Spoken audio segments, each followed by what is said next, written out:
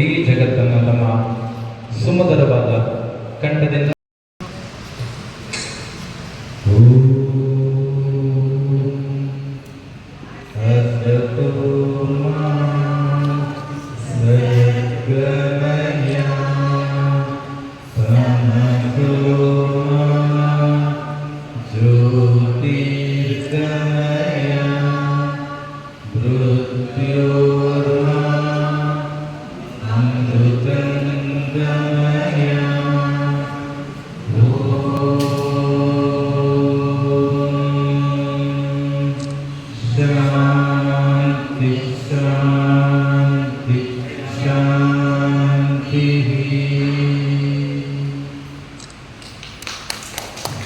ಅಕ್ಷರ ಬಾಳನ್ನ ಬೆಳೆದಿದ್ರೆ ಜ್ಯೋತಿ ಕತ್ತಲನ್ನ ಕಳೆಯುತ್ತದೆ.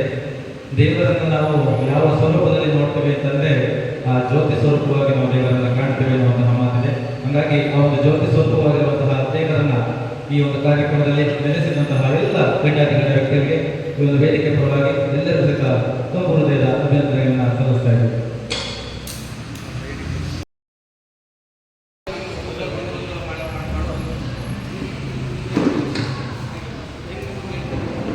ದಯವಿಟ್ಟು ಸರತಿ ಸಾಲಿನಲ್ಲಿ ನಿಂತು ಅವರು ಸಮರ್ಪಣೆಯನ್ನು ಮಾಡಬೇಕು ಅಂತ ಹೇಳಿ ಎಲ್ಲ ಕಡೆ ವಿನಂತಿಯನ್ನು ಮಾಡ್ತಾ ಇದ್ದೀವಿ.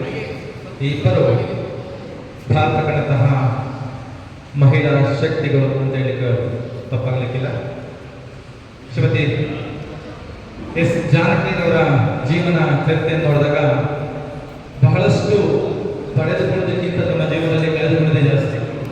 ಹೇಗೆಂದರೆ ಚಿಕ್ಕ ವಯಸ್ಸಿನಿದ್ದಾಗ ತಂದೆ ತಾಯಿನ ಕಳ್ಕೊತಾರೆ.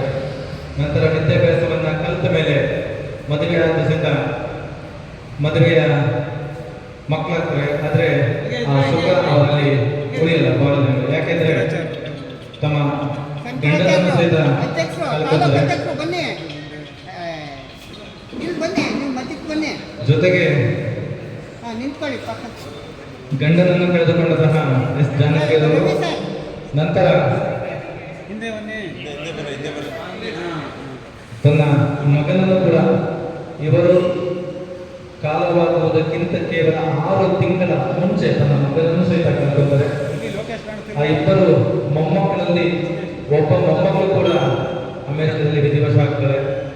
ಹಾಗಾಗಿ ಕೇವಲ ಅವರ ಸಂಸಾರದಲ್ಲಿ ಸಾಹಿತ್ಯ ಪರಿಷತ್ ಇರ್ಬೋದು, ಜಿಲ್ಲಾ ಪತ್ರಕರ್ತ ಸಂಘ ಇರ್ಬೋದು, ತಾಲೂಕು ಪತ್ರಕರ್ತ ಸಂಘ ಇರ್ಬೋದು, ವಿವಿಧ ಸಂಘ ಸಂಸ್ಥೆಗಳ ಆಶ್ರಯದಲ್ಲಿ ಈಗಾಗಲೇ ಹಾಸನ, ಆಲೂರು, ಅರಸೀಕೆರೆ, ಬೇಲೂರು ಇನ್ನಿತರೆ ಸ್ಥಳಗಳಲ್ಲಿ ಎಸ್ ಜಾನಕಮ್ಮನವರ ಒಂದು ನುಡಿನವನ ಕಾರ್ಯಕ್ರಮವನ್ನು ಈಗಾಗಲೇ ನಾವು ಮಾಡಿದ್ವಿ. ಇವತ್ತು ಇದ್ದಕ್ಕಿದ್ದಂತೆ ಚನ್ನಪಟ್ಟಣದಲ್ಲಿ ನಿನ್ನೆ ಮಧ್ಯಾಹ್ನ ಫಿಕ್ಸ್ ಆಯಿತು.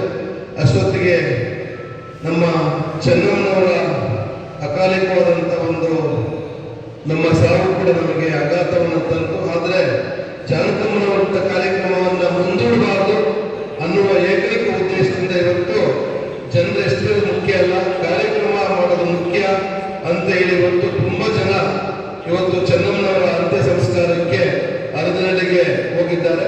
ನಾನು ಕೂಡ ಅಲ್ಲಿ ಪಾಲ್ಗೊಂಡು ಇದೀಗ ತಾನೇ ಬಂದೆ. ಚನ್ನಪಟ್ಟಣದ ಸುಮಾರು ಜನ ಪರಿಚಯ ಇವತ್ತು ಕಾರ್ಯಕ್ರಮದಲ್ಲಿ ನಾನು ನೋಡಿದ್ವಿ. ಎಷ್ಟು ಜನ ಇದ್ದಾರೆ ಮುಖ್ಯ ಅಲ್ಲ, ನಾವು ಎಂತ ಮೇಲ್ವ್ಯಕ್ತಿತ್ವದ ಜನರಿಗೆ, ಈ ದೇಶಕ್ಕಾಗಿ, ಈ ನಾಡಿಗಾಗಿ ದುಡಿದವರಿಗೆ ನಾವು ಸ್ಮರಣೆಯನ್ನು ಮಾಡೋದು ಅತಿ ಮುಖ್ಯ. ಹಾಗಾಗಿ ಜಾನಕಮ್ಮನವರು ನಮ್ಮನ್ನು ಅಗಲಿ ಇವತ್ತಿಗೆ ಸುಮಾರು 9 ದಿನ ಆಗಿದೆ. ಚೆನ್ನಮ್ಮನವರು ನಮ್ಮನ್ನು ಅಗಲಿ ಇವತ್ತಿಗೆ 2 ದಿನ ಆಗಿದೆ.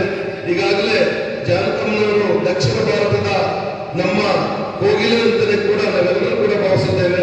ಸುಮಾರು 48,000 ಹಾಡುಗಳನ್ನು ಹಾಡುವ ಮೂಲಕ ಕನ್ನಡ ನಾಡಿಗೆ ಕೊಟ್ಟಂತ ಕೊಡುಗೆ ಅವಿಸ್ಮರಣೀಯ. ಅವರನ್ನು ನಾವು ಪ್ರತಿನಿತ್ಯ ಸ್ಮರಿಸಬೇಕಾಗಿದೆ. ನಾವು ಚಿಕ್ಕವರಿದ್ದರಿಂದಲೂ ಕೂಡ ಅವರ ಹಾಡುಗಳನ್ನ ರೇಡಿಯೋ ಮೂಲಕ ಕೇಳ್ತಾ ಇದ್ವಿ. ಅದಾದ ಮೇಲೆ ನಾವು ಟಿವಿನಲ್ಲಿ ನೋಡ್ತಾ ಬಂದ್ವಿ. ಅದಾದ್ಮೇಲೆ ನಾವು ನಿರಂತರವಾಗಿ ಜಾನಕಮ್ಮನವರನ್ನ ವೇದಿಕೆಗಳಲ್ಲಿ ನೋಡ್ತಾ ಬಂದ್ವಿ.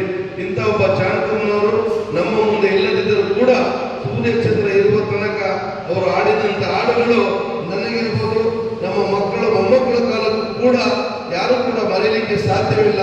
ಅಂತ ಒಬ್ಬ ಜಾನಕಮ್ಮನವರನ್ನ ಕನ್ನಡ ನಾಡು ಪಡೆಯದಿದ್ದರೂ ಕೂಡ ಕನ್ನಡ ನಾಡು ತಪ್ಪಿಕೊಂಡು ಅವರನ್ನು ಆರಾಧಿಸ್ತಾ ಇದೆ. ಕನ್ನಡ